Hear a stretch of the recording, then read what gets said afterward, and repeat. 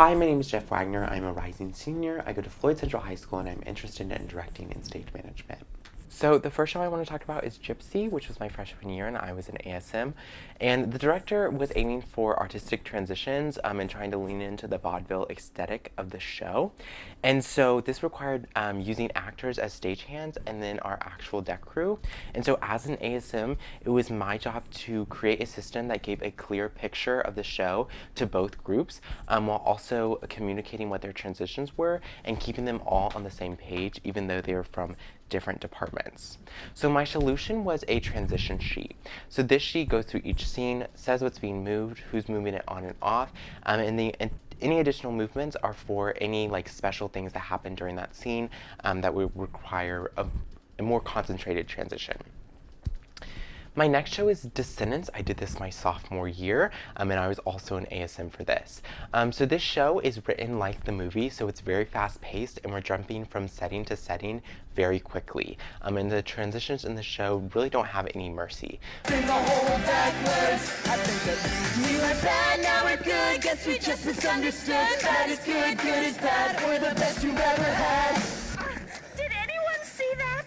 Can anyone here tell me the atomic... Next show is SpongeBob. I did this my junior year and I was the head stage manager. So our design and set, scenic-wise, was very simplistic. We relied a lot on the technical components we added. So we had 2 big metal arch trusses, we had 4 TVs, a Foley artist that was stationary on stage the entire time, and many more elements. Like wireless Titan tubes. And so this was a really important show as my first show as a head stage manager, really testing my communication skills and organization skills. So I used a master cue sheet. This is a staple document of our company, and it lays out our whole show in one numbered list. So there's not a specific cue for a lighting or a deck crew. They're all under the same number if they're happening at once. However, for this show, since we were adding so many elements like projections and TVs, I had to elevate this document that has been a staple in our high school. And so that was really fun. I was collaborating with my lighting designer, and so it taught me a lot about collaboration and organization in a show. This is just a specific cue that I wanted to point out and why it was helpful. So this was like a motif cue throughout the show. Every time Plankton entered and talked about his secret plan, all of this stuff would happen on stage. So this shows the effectiveness of the master cue sheet. As you can see, many departments are going, and we had multiple board operators for each. So we had a board operator for projections, TVs, sound, and lighting. And so having this master cue sheet and everyone going off of one number when I call it made everything look seamless on stage.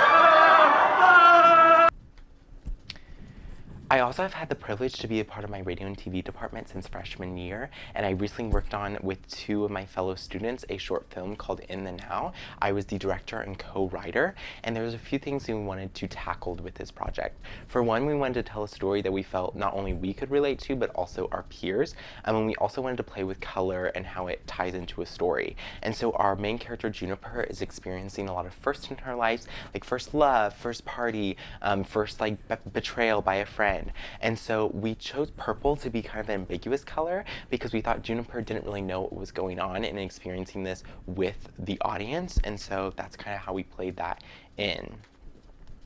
I'd also like to talk about my overall experience. I directed a lot in middle school, so I was a student director for my middle school from 7th to freshman year, and I also helped with the local deanery production of Beauty and the Beast. I'm currently directing my musical theater classes production of Xanadu, and I'm also producing our upcoming play next year, which is Twelfth Night, which is my whole conceptual idea. So all of these have been really helpful as a director, but I think most importantly is being a stage manager. I've been able to be in the rooms with so many other directors and experience so many styles and approaches to shows, and I think that's really shaped how I view a show, as I've been able to see what I think works and what I think doesn't. And I've also been, of course, radio and TV, so I've learned directing on a small screen. And I think all of these experiences have really helped me grow as an artist and make me a very adaptable person to any situation that I'm in.